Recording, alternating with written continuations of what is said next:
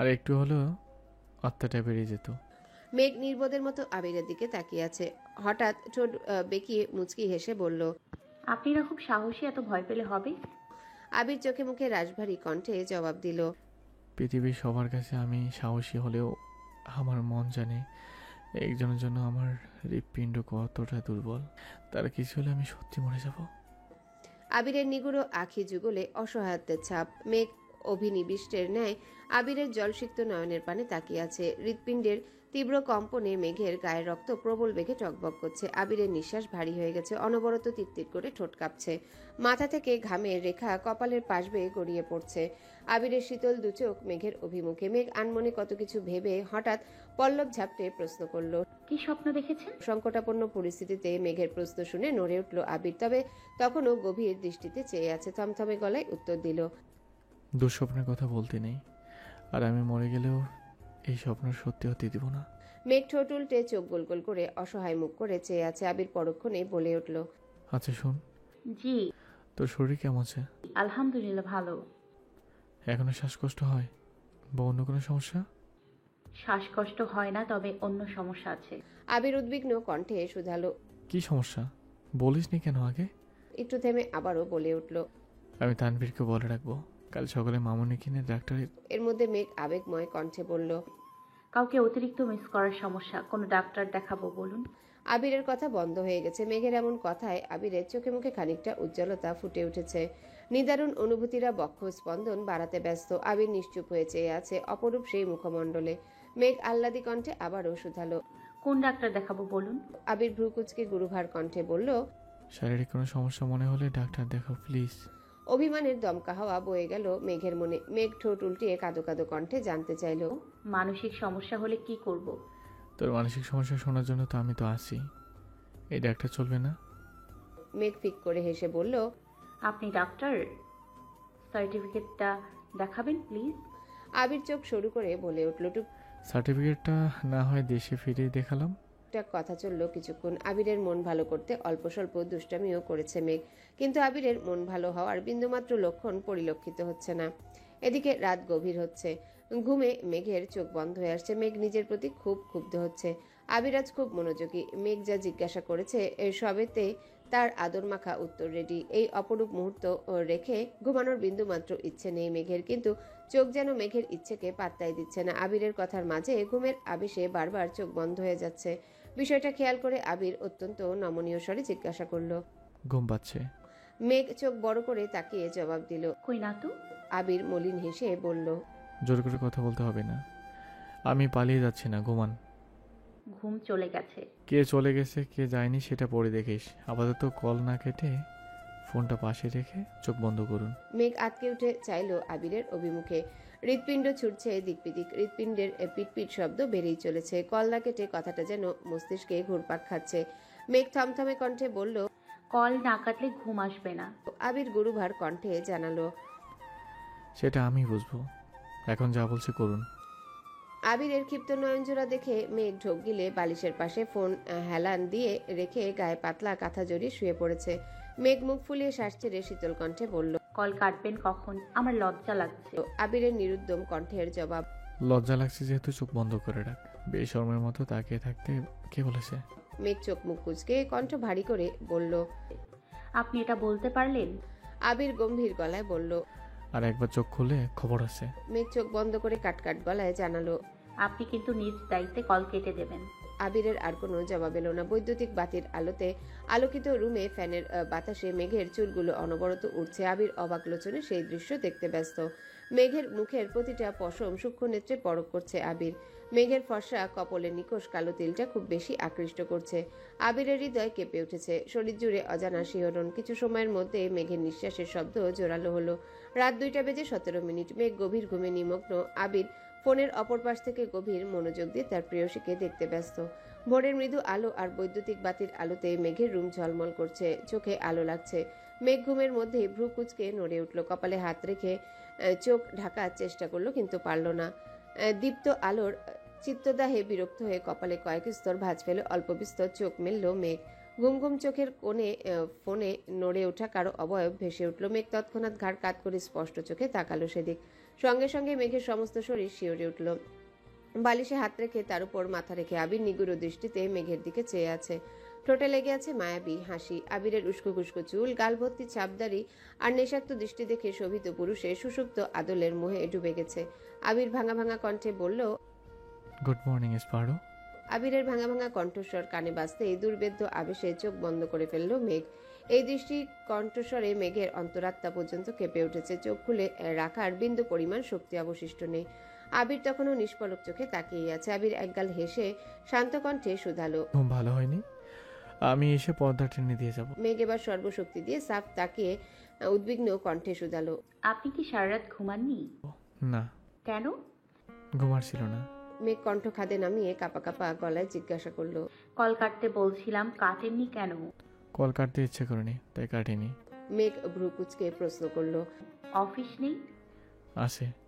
মেঘ সময় দেখে পুনরায় শক্ত কণ্ঠে বলল, সময় হয়ে যাচ্ছে, উঠছেন না কেন এখনো? যেতে ইচ্ছে করছে না। আবিরের নিরুদ্বেগ কণ্ঠের এক একটা উত্তর শুনে মেঘ আশ্চর্য বনে যাচ্ছে। যে মানুষটাকে এতদিন গুরুগম্ভীর, অনুভূতিহীন আর নিষ্ঠুর ভেবে এসেছে, সেই আবির ভাইয়ের আকস্মিক পরিবর্তন মেঘের মনে বিশাল প্রভাব ফেলছে। মেঘ রাশভারী কণ্ঠে শুধালো। সমস্যা কি আপনার? আবির মুচকি এসে উত্তর দিল, বহুত সমস্যা, এদের কোনো সমাধানে নেই। নিজের অজান্তে মেঘের ঠোঁট জুড়ে লালিত হাসি ফুটল। লজ্জায় লাল হওয়া দু গাল চিকচিক করছে। মেঘ শক্ত কণ্ঠে বলল, থাক ভাই, বুঝছি আপনার সমস্যা। প্লিজ এখন উঠে অফিসে যান। আমি তোর ভাই। ভাই না তো কি? মেঘের মুখে এমন প্রশ্ন শুনে আবিরের ভেতর ভেতর জ্বলে উঠল। গম্ভীর মুখ করে সূক্ষ্ম নেত্রে তাকিয়ে অগ্নি কণ্ঠে বলল, আমি তোর বাবার দাদুর নাতি ছেলে হতে পারি, কিন্তু তোর ভাই না। ভাই। আবির কল কেটে দিয়েছে। মেঘ আহাম্মকের মতো বসে আছে। আবির যে ভাই ডাকার ক্ষোভে রাগ করে ফোন কেটেছে এটা বুঝতে সময় লাগলো না মেঘের, কিন্তু এটাও বুঝতে পারছে না আবির ভাই আর শুধু ভাইয়ের মধ্যে পার্থক্যটা কি। বেশ কিছুক্ষণ বসে থেকে চটজলদি উঠে রুম গুছিয়ে ফ্রেশ হতে চলে গেল। অজু করে ফজরের নামাজ পড়ে ছাদে গিয়ে কিছুক্ষণ হাঁটাহাঁটি করে রুমে আসলো। এর মধ্যে আবিরের আর কোনো কল আসলো না। মেঘের মনে বেশ কিছু প্রশ্ন উদ্গত হয়েছে। রুমে কিছুক্ষণ পায়চারি করে এক বুক সাহস নিয়ে অডিও কল দিল। কল বাজতে বাজতে কেটে গেছে। মেঘ এবার চেয়ারে হেলান দিয়ে বসে ভিডিও কল দিল। কয়েক সেকেন্ডের মধ্যে রিসিভ হলো। দেখেই বোঝা যাচ্ছে সদ্য সাবান নিয়ে বেরিয়ে কোনো রকমে কলটা রিসিভ করেছে আবির। এখনো ঘন ঘন শ্বাস ফেলছে। আবিরের জলসিক্ত উন্মুক্ত শরীর, কোমরে বাঁধা সাদা টাওয়েল, আবিরের ভেজা চুল, লোমশ বুকে আর নির্মেত পেট দেখে মেঘ যত্রতত্র দৃষ্টি সরিয়ে নিল। ঢোক গিলে উষ্ণ শ্বাস ছেড়ে বলল, সরি, অসময়ে কল দিয়ে ফেলছি। আবির মেকিস্বরে বলল, সরি বললে কি আমার মান ইজ্জত ফিরে পাবো? মেঘ চোখ নামিয়ে উদ্বিগ্ন কণ্ঠে বলল, আমি বুঝতে পারিনি, সরি। আবির মুচকি হেসে অন্য একটা টাওয়েল দিয়ে মাথা মুছতে মুছতে বলল, তোর পাগলি, এসব কোনো ব্যাপার না। তাছাড়া আমি আপনার কলের অপেক্ষায় ছিলাম। কেন? আজ প্রজেক্টের ফাইনাল মিটিং, কি করে যাব বুঝতে পারছি না। আবার করেছি রাখ, তাই নিজে থেকে কলও দিতে পারছি না। মেঘ লাজুক হেসে বলল, আপনি এমন ঢং করা কোথা থেকে শিখেছেন? আপনার থেকে শিখেছি। মেঘ ভেঙচি কাটলো। আবির মুচকি হেসে দু তিনটে শার্ট ফোনের সামনে ধরে চিন্তিত স্বরে জিজ্ঞাসা করলো। কোনটা পরবো? মেঘ কয়েক সেকেন্ডে একটা শার্ট সিলেক্ট করে দিল। আবির 10-15 মিনিটের মধ্যে একদম ইন করে শার্ট পরে ব্লেজারটাই সঙ্গে সুজুতা পরে সম্পূর্ণ রেডি হয়ে গেছে। ফোন থেকে খানিকটা দূরে সরে উঁচু গলায় জিজ্ঞাসা করলো, কেমন লাগছে? মেঘ আপাদমস্তক দেখে মোলায়েম কণ্ঠে বলল, মাশাআল্লাহ, কিন্তু কিন্তু কি? How do I bite the pinky finger now? In a dream. Abir table থেকে সানগ্লাসটা নিয়ে চোখে দিয়ে শেষবারের মতো ফাইলগুলো দেখে নিচ্ছে। এদিকে সানগ্লাস চোখে দেখায় মেঘ গুনগুন করে গান গাইতে শুরু করলো। কালো সানগ্লাসটাই কেন এত সুখ হে যুবক? আবির ফোন কাছে নিয়ে বলল, দৃষ্টিতে যেন সে রাজপুতিন, খুন হয়ে যায় আমি প্রতিদিন। এটা বলেন না। মেঘ নিজের মাথায় গাঁটটা মেরে মুখ চেপে ধরেছে। আবির জিভ দিয়ে ঠোঁট ভিজিয়ে মলিন হেসে বলল, শুনলাম আপনি ইদানিং খুব বেশি গান গাইতেছেন। কই, আমাকে তো শোনালেন না। মেঘ বিড়বিড় করলো, আপনার অফিস কখন? যান না কেন? যাবই তো, আগে কথা শেষ করি। আপনার সাথে আর কোনো কথা নেই। গুরুত্বপূর্ণ মিটিং থাকা সত্ত্বেও সারা রাত নির্ঘুম কাটিয়েছেন, এখন আর ঢং করতেছেন। এদিকে আব্বু শুধু আমার ভাইয়ের দোষই দেখে, আপনার দোষ দেখে না। আপনি যে সারা রাত ঘুমাননি, এটা কি ঠিক করেছেন? এর প্রভাব মিটিংয়ে পড়বে না? জি না ম্যাম, বরং আজকে মিটিং বেস্ট হবে। আপনি শুধু দোয়া করবেন, মিটিং শেষ করেই কল দেব, ঠিক আছে?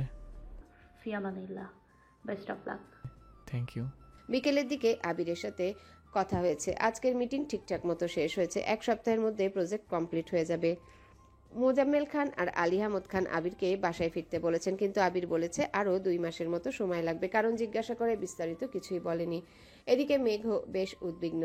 বন্যার সাথে আগে থেকে প্ল্যান করা ছিল আজ বিকেলে মেলায় যাবে। বন্যা রেডি হয়ে বিকালের দিকে বেরিয়েছে ঠিকই, কিন্তু মেঘ আবিরের উপর অভিমান করে ফোন বন্ধ করে ঘুমিয়ে পড়েছে।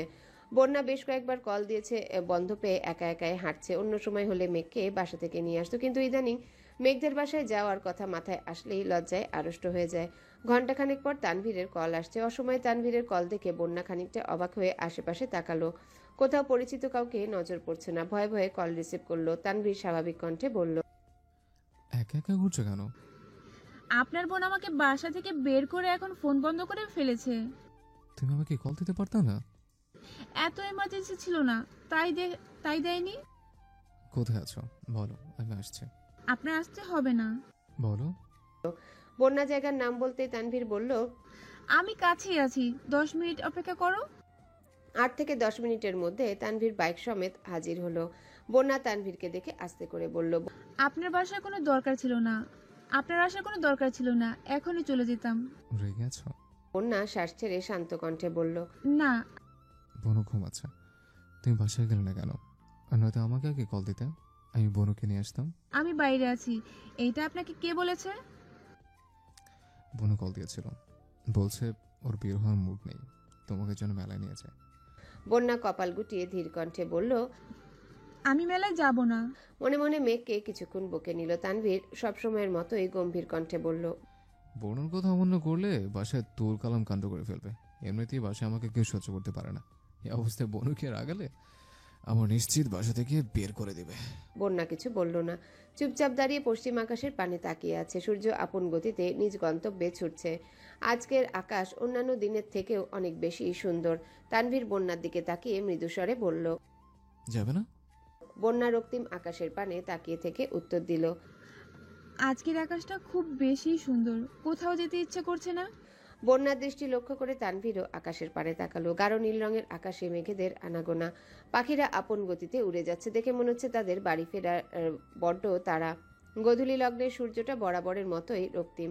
তানভীর কয়েক মুহূর্ত আকাশ দেখে আচমকাই ঘুরে দাঁড়িয়েছে। বন্যার কাছাকাছি স্টিলের বেষ্টনীতে মৃদুভাবে হেলান দিয়ে বন্যার অভিমুখে তাকালো। সূর্যের বিক্ষিপ্ত আলোক রশ্মিতে বন্যার মুখ লাল হয়ে আছে। তানভীর বন্যার দিকে অপলক দৃষ্টিতে তাকিয়ে থেকে বেশ সময় নিয়ে অত্যন্ত নমনীয় কণ্ঠে বলল, নীলাম্বরের ভাজে ভাজে তোমার নামের সন্ধ্যা সাজা। বন্যা আকস্মিক আর চোখে তাকাতেই তানভীর নড়ে উঠল। কাজল পরিহিতা টানা টানা চোখ দুটো যেন দৃষ্টিতেই তানভীরের মতো শক্তপোক্ত ছেলে সত্তাকে বিলীন করে দেবে। বন্যা কোনো কথা না বলে পরপর দুবার ভ্রু নাচালো। তানভীর মুচকি এসে এপাশ ওপাশ মাথা নেড়ে অন্যদিকে মুখ করে তাকালো। বন্যা তানভীরের দিকে লাজুক হাসলো। ফোন ভাইব্রেট হতেই বন্যা ফোনের দিকে তাকালো। মেঘের মেসেজ আসছে। আমার ভাইকে দিয়ে দিলাম, দেখে রেখো। বন্যা ছোট করে মেসেজ পাঠালো। ওকে ননদিনী। আকস্মিক পেছন থেকে একটা মেয়েলি কণ্ঠস্বর কানে বাজলো। মায়াবী কণ্ঠের ডাক। তানভীর, তানভীরের সঙ্গে সঙ্গে বন্যাও ঘুরে দাঁড়ালো। বোরখা পরা এক মেয়ে, চোখ হাত পা ছাড়া কিছুই দেখা যাচ্ছে না। বন্যা ভ্রুক্ষেপী নির্বিকার ভঙ্গিতে দাঁড়িয়ে আছে। মেয়েটা একটু এগিয়ে এসে জিজ্ঞাসা করলো, কেমন আছো? তানভীর কপালে কয়েক স্তর ভাঁজ ফেলে বন্যাকে এক পলক দেখে ভারী কণ্ঠে প্রশ্ন করলো, কে আপনি? আমাকে চিনতে পারছো না?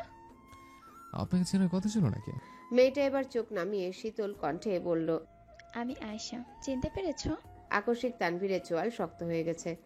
কপালে আরো কয়েকটা ভাঁজ পড়ল। দু চোখ আগ্নেয়গিরির লাভার ন্যায় টকবক করছে। অক্ষিপটে ব্যথা অনুভব হচ্ছে। বন্যা তখনও স্বাভাবিক দৃষ্টিতে তানভীর আর সেই মেয়েকেই দেখছে। বন্যা বুঝতেই পারছে না কে এই মেয়ে। সে ভেবেছে পরিচিত বান্ধবী বা অন্য কেউ হতে পারে। আয়েশা কণ্ঠ খাদে নামিয়ে নমনীয় কণ্ঠে বলল, তোমাকে অনেক দিন পরে দেখলাম। তানভীর মুখ ফুলিয়ে ঘন ঘন শ্বাস নাড়ছে। চোখে মুখে তীব্র আক্রোশ। আয়েশা আবারও বলল, তোমার সাথে আমার কিছু কথা আছে, বন্যার দিকে তাকিয়ে বলল, পার্সোনাল। বন্যার এতক্ষণ কোনো কিছুর অভাব না হলেও এবার কিছুটা রেগে গেছে। মনের ভেতর প্রশ্ন জাগছে। কে এই মেয়ে?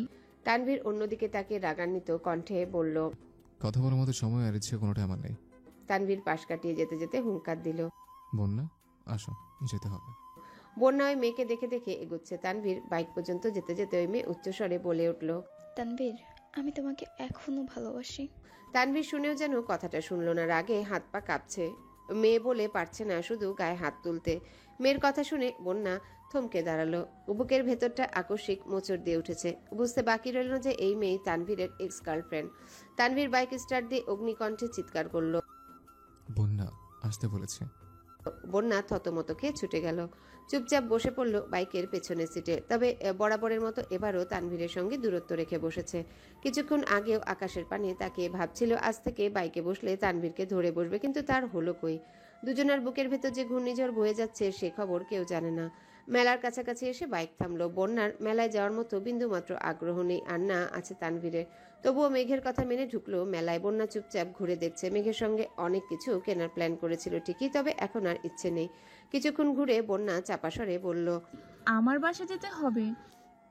তানভীর ঘড়িতে সময় দেখে নিল। বন্যা দ্রুত হেঁটে গেটের দিকে যাচ্ছে।